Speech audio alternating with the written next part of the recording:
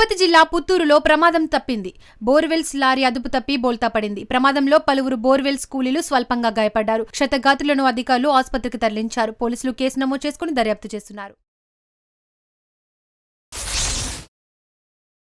తిరుపతి శేషాచలం అటవీ శాఖ నూతన టెక్నాలజీని అధికారులు ప్రవేశపెట్టారు. తిరుపతి తిరుమలలో వన్యప్రాణుల పర్యవేక్షణ, వాటి సంరక్షణ, ఘర్షణ నివారణల బలోపేతం చేసేందుకు అటవీ శాఖ అధికారులు చర్యలు చేపట్టారు. దట్టమైన శేషాచలం అటవీ ప్రాంతంలో సంచరించే వన్యప్రాణులను గుర్తిస్తూ వాటి గమనాన్ని నిర్ధారించేలా ట్రాప్ కెమెరాలు, సోలార్ కెమెరాలను అధికారులు ఏర్పాటు చేశారు. ఈ వ్యవస్థను మరింత బలోపేతం చేయడానికి త్వరలో ఏఐ ఆధారిత సాంకేతికతను కూడా అమల్లోకి చేస్తున్నట్లు అటవీ శాఖ అధికారులు తెలిపారు.